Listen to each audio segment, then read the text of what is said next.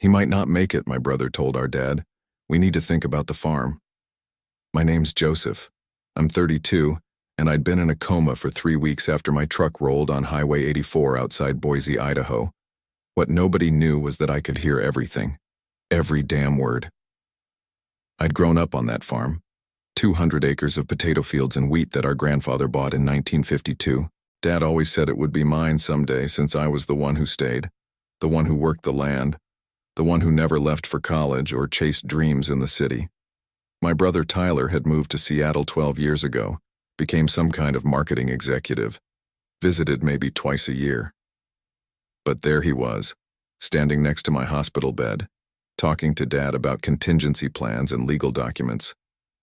His voice had that careful tone he used when he wanted something. Professional. Smooth. "Joseph wouldn't want the farm to just sit there," Tyler said. "You know how he feels about the land. If something happens, we need to make sure it's protected." Dad's voice shook. "I can't think about this right now. I know it's hard, but the lawyer said we need to act fast if we want to avoid probate issues. Just temporarily until we know more." I wanted to scream. Wanted to tell them I was right there listening to every word they said. But my body wouldn't move. The machines kept beeping and Tyler kept talking about temporary measures and protecting assets. "I could take care of everything," he said, "just until Joseph gets better. You know I understand business better than anyone." The nurses came and went. Tyler left around 9 p.m., promising to come back the next day with paperwork. Dad stayed until midnight, holding my hand and whispering apologies I didn't understand. When I finally fell back into the darkness, I kept hearing Tyler's voice. The way he said, "If something happens," like it was already decided. The way he talked about the farm like it was just another business deal. I'd trusted him my whole life. We'd fought as kids, sure, but I thought blood meant something. I thought 13 years of me working that land while he played corporate games meant something. But lying there in that hospital bed, machines breathing for me, I started to understand. Tyler hadn't come home to help. He'd come home to collect. The next morning, I heard him talking to someone on his phone outside my room. "Yeah, it looks pretty bad," he said. "Doctors aren't giving us much hope." That was when I knew for certain. My own brother was already planning my funeral. I'd been working Dad's farm since I was 16. Started driving the tractor before I could legally drive a car. Every morning at 5 a.m., every season, every year. While Tyler was in high school talking about college applications and internships, I was learning irrigation systems and crop rotation.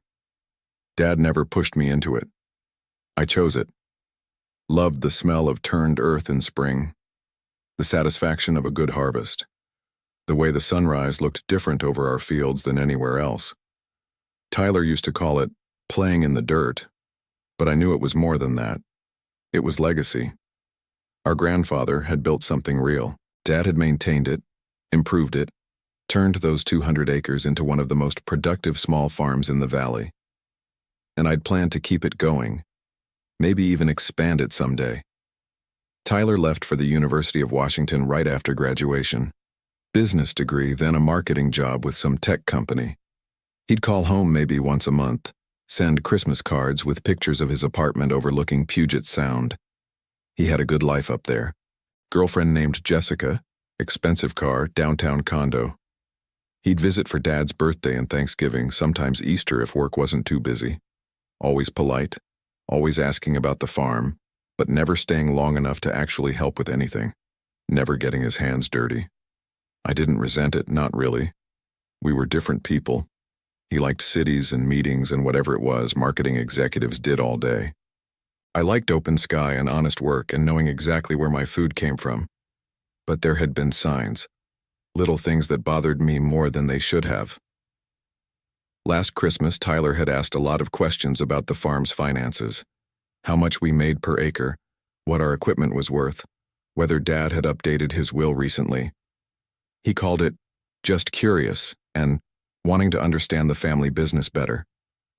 Then in March, he'd suggested Dad should think about retiring.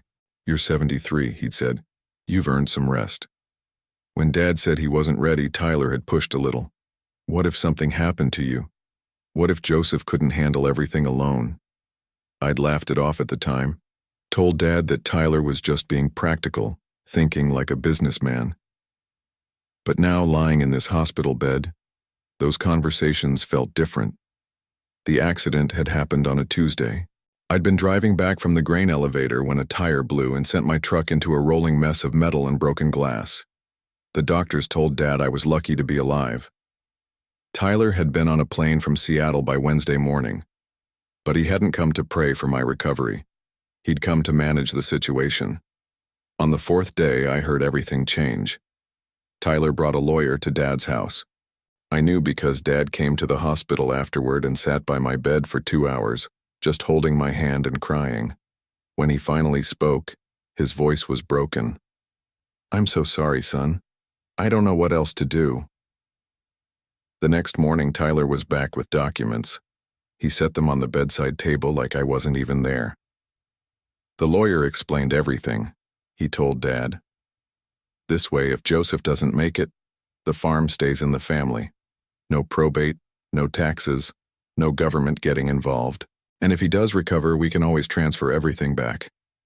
Dad's signature sounded like scratching paper. 3 times. "You did the right thing," Tyler said. "Joseph would understand." That's when I knew I'd lost everything. Not just the farm, but the life I'd built, the future I'd planned, the trust I'd given to the only family I had left. But something else happened in that moment. Something Tyler couldn't have expected. The anger didn't come hot and wild like I thought it would. It came cold and clear. I stopped trying to move, stopped fighting the machine, stopped hoping someone would notice I was awake. Instead, I started listening. Really listening. Tyler stayed in town for another week. Every day, he'd visit the hospital for exactly 30 minutes, usually when nurses were around to see him being the devoted brother. Then he'd spend the rest of his time at the farm, walking the property with his phone, taking pictures, making calls. I heard him talking to Jessica one evening. "It's actually pretty valuable," he said. "Prime agricultural land, plus the house and all the equipment. We're talking at least $2 million, maybe more if we subdivide and sell to developers." He wasn't planning to keep the farm. He was planning to cash it out. The irony was perfect.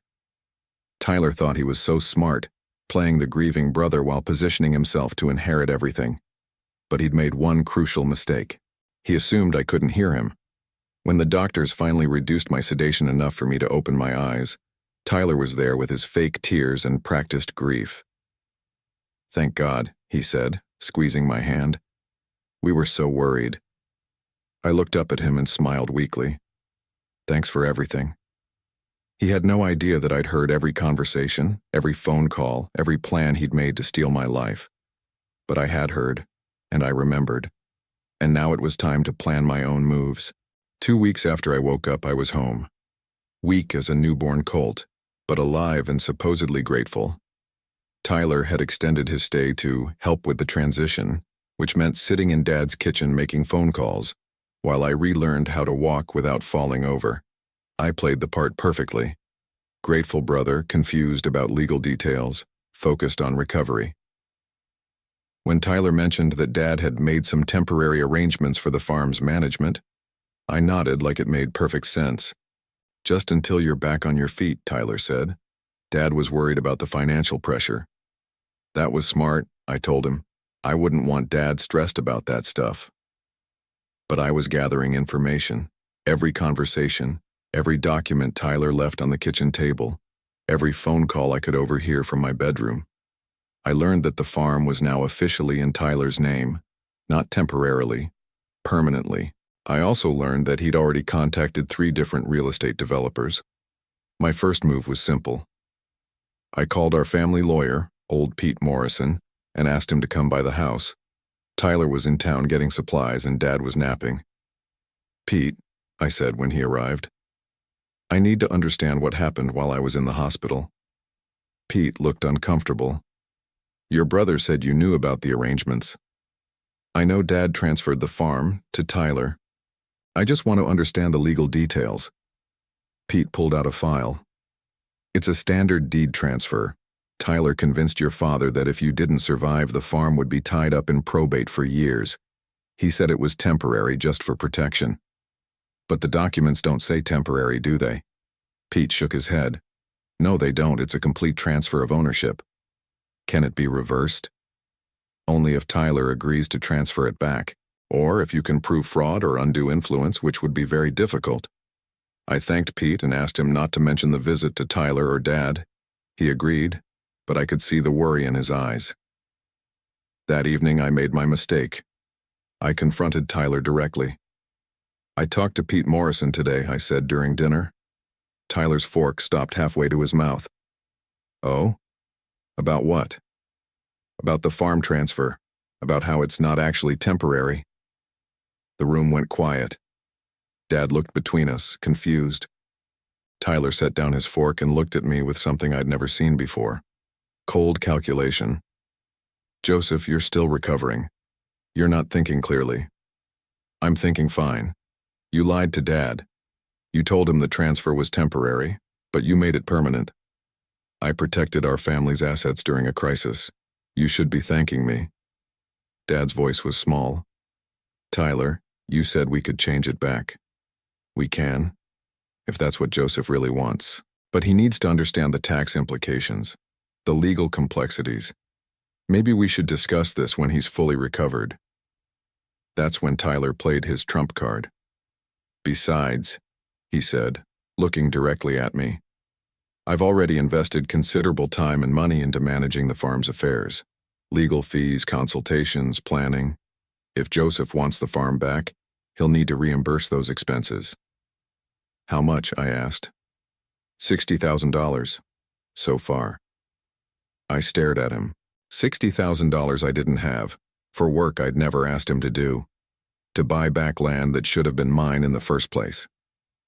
Of course, if Joseph can't manage that expense right now, the current arrangement works fine, Tyler continued. I don't mind carrying the financial burden. Dad looked lost. Boys, I don't understand what's happening. Nothing's happening, Dad, Tyler said gently. Joseph's just confused. The medications can affect thinking for weeks after a coma. I realized then that Tyler had prepared for this moment. He'd created a narrative where I was the unstable one, the confused patient questioning reasonable family decisions. Any move I made against him would look like mental instability or ingratitude.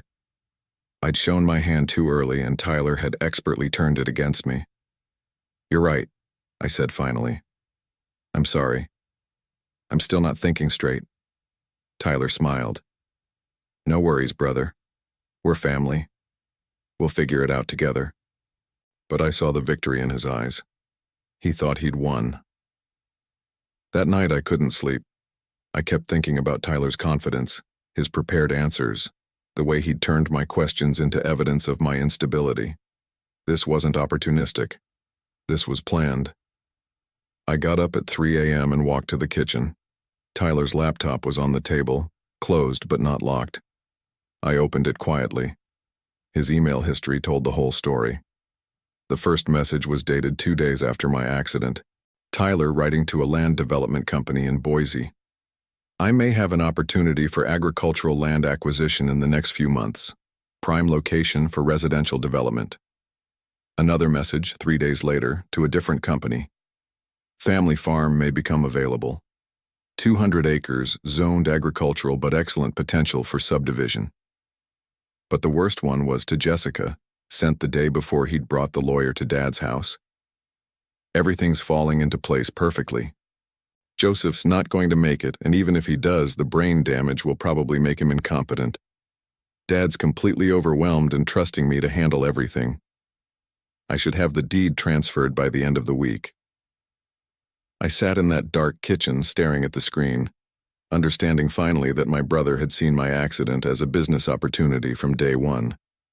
There were more emails. Tyler had researched the legal requirements for emergency deed transfers. He'd found the lawyer who specialized in crisis estate planning. He'd even looked up the symptoms of coma recovery to know what kind of confusion and memory problems he could expect me to have.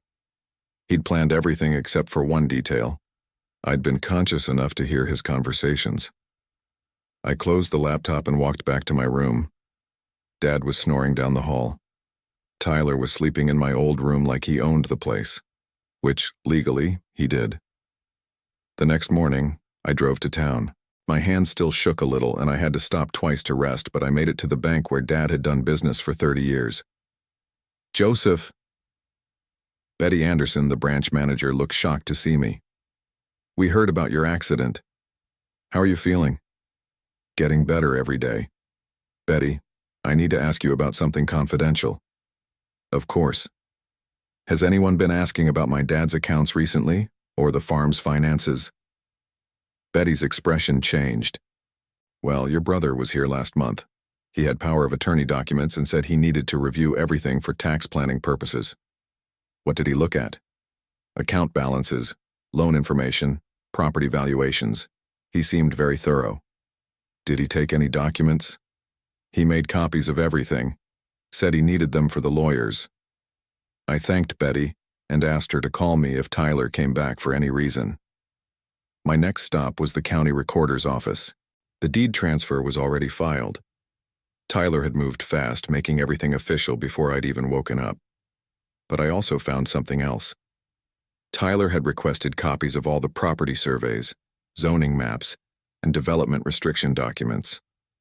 He wasn't just stealing the farm, he was preparing to destroy it. That afternoon, I called my cousin Danny in Oregon. Danny worked construction and knew people in land development. Joseph, man, I heard about your accident. You okay? I'm alive. Danny, I need a favor. Can you make some calls about land developers in the Boise area? I need to know if anyone's talking about a farm property near the city. Sure, but why? I'll explain later. Just see what you can find out. Danny called back 2 hours later.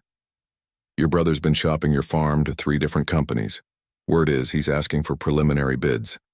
The conversation ended, and I sat in my truck outside the post office, understanding finally that I wasn't just fighting to get my farm back. I was fighting to save it from being turned into another subdivision. I had advantages Tyler didn't know about. First, I was thinking clearly while he believed I was still confused. Second, I knew every inch of that land, every legal boundary, every easement and restriction that came with the property. Third, I had relationships Tyler had never bothered to build. My plan started with old Pete Morrison. Pete, I need you to research something for me. Quietly. What's that, Joseph? I want to know if there are any restrictions on subdividing our farm. Environmental protections, agricultural preservation easements, anything that would prevent development. Pete smiled. Actually, there are. Your grandfather was pretty smart. When he bought the land in 1952, he signed agreements with the state agricultural department that protect it from development in exchange for tax benefits. Those agreements transfer with the deed. Are they still valid? As far as I know. Let me check the current status. 2 days later, Pete called back. Joseph, those protections are still in place. Anyone who tries to subdivide that land for residential development would be in violation of state agricultural preservation laws. The penalties are severe. Does Tyler know about this? I doubt it. The agreements are buried in county records from 70 years ago. Most people wouldn't think to look. Don't tell him. Next, I called Tom Bradley, who owned the farm adjacent to ours. Tom and I had been working together for 15 years, sharing equipment and coordinating irrigation. Tom, I need to ask you about something. If someone wanted to develop my family's farm, how would that affect your operation? It would destroy it. The drainage runs from your property to mine. If they put houses and roads on your land, it would change the water flow completely. Plus, I'd lose my main access road. Would you be willing to fight that kind of development? Hell yes. I'd sue anybody who tried it. Tom wasn't the only neighbor who would be affected. I spent the next week visiting every farm in our area, learning exactly how Tyler's development plans would impact everyone around us. Then I made the call I'd been avoiding. Tyler, we need to talk. Sure, Joseph. How are you feeling? Better. Good enough to start thinking about the farm's future. That's great. What's on your mind? I want to buy it back from you. There was a pause. Joseph, we talked about this. The legal fees alone. I know, $60,000. I think I can get a loan. Really? Tyler sounded surprised. That's wonderful. When do you think you could have the money? Give me 2 weeks. I need to talk to the bank, get some paperwork together. Of course, take your time. But Tyler didn't wait. The next day, he drove to Boise for meetings with developers. I followed him. He met with representatives from Northview Development at a coffee shop downtown. I sat 3 tables away wearing a baseball cap and sunglasses, listening to every word. We're looking at preliminary surveys next week, Tyler told them. My brothers agreed to the sale, so we should be able to move quickly. What about agricultural restrictions? The developer asked. None that would prevent residential development, Tyler lied. This is prime suburban land. They discussed preliminary offers, development timelines, and profit projections. Tyler was planning to sell for $2.8 million, almost double what the farm was worth as agricultural land. I drove home knowing exactly what I needed to do. That evening, I called Danny again. Remember that favor I asked for? I need you to make one more call. Sure. Call Northview Development. Tell them you're a concerned citizen who heard about development plans for the old Morrison farm outside Boise. Ask them if they're aware of the agricultural preservation easements on that property. What should I tell them if they ask how I know? Tell them you work in land development and you've seen projects get shut down for violating those protections. Danny made the call the next morning. By afternoon, Northview had canceled their meeting with Tyler. The trap was set. Now I just had to wait for Tyler to walk into it. Tyler came home that Friday afternoon angry and confused. Northview had not only canceled their meeting but also informed the other 2 developers about potential legal issues with the property. All 3 companies had withdrawn their preliminary offers. I don't understand what happened, Tyler told Dad over dinner. They were ready to move forward, and then suddenly they're all worried about some agricultural restrictions. I kept eating my soup, letting him talk. Someone must have tipped them off, Tyler continued. Maybe a neighbor who doesn't want development in the area. That's too bad, I said. But maybe it's for the best. I've been thinking about what you said about buying the farm back. Tyler looked up sharply. Do you have the money? Not exactly. But I talked to Tom Bradley, and he's interested in a partnership. He'd help with the financing if I can get the deed transferred back. A partnership? He wants to expand his operation, and our land connects perfectly with his. We'd share equipment, coordinate planting, maybe even process our crops together. I could see Tyler calculating. Tom Bradley was successful, well-respected, and had the financial resources to make a real offer.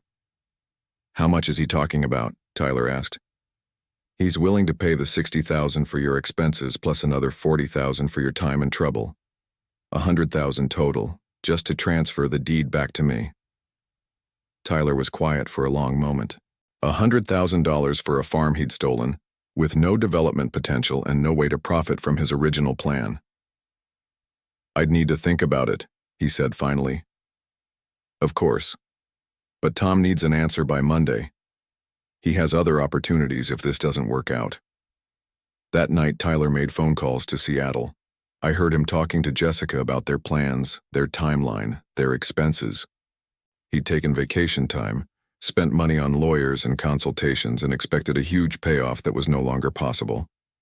By Sunday morning, he'd decided, Joseph, I've thought about Tom's offer. $100,000 seems fair. Great. Tom's coming by tomorrow morning with the paperwork. But Tom wasn't coming alone. Monday morning at 9 a.m., Tom Bradley arrived with 3 other people, Pete Morrison, a representative from the state agricultural department, and a land use attorney I'd hired with money borrowed against my truck. Tyler looked confused when he saw the group walking up to the house. Joseph, I thought Tom was coming alone. Change of plans. We need to make sure everything's legal and proper. What followed was the most satisfying 30 minutes of my life. Pete Morrison presented the deed transfer documents that would return the farm to my name.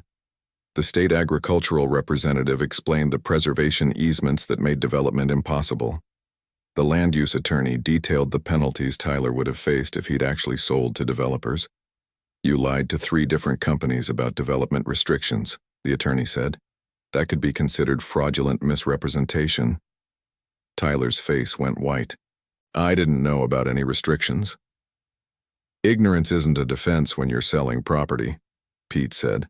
The law requires disclosure of all encumbrances. Tom handed Tyler a check for exactly $60,000, the amount he'd claimed in legal expenses. Not the $100,000 he'd expected, and certainly not the $2.8 million he'd planned to steal. This covers your actual documented expenses, Tom said. Nothing more. Tyler looked at Dad, then at me, then at the documents spread across the kitchen table. He could sign the deed transfer and take his $60,000, or he could refuse and face potential fraud charges for his dealings with the developers. He signed. After everyone left, Tyler packed his things without saying much. He'd planned to stay another week, but there wasn't any point now. I was trying to help, he said as he loaded his car. I know, I told him. But we both knew that wasn't true. Tyler drove back to Seattle that afternoon. Dad and I watched his car disappear down the long gravel driveway, past the fields that had almost been lost forever. 6 months later, Tyler lost his job in Seattle after his company discovered he'd used work time and resources for personal business deals. Jessica left him when she learned about the money he'd borrowed against their shared assets, expecting to pay it back with his farm profits. He eventually moved to a small apartment in Spokane, working as a sales representative for an office supply company. Dad started sleeping better once Tyler was gone, and we never talked about what had happened during those terrible weeks. Some wounds heal better in silence. I learned that you can't trust people just because they share your blood, but you can trust land to be what it's always been, honest, demanding, and worth fighting for.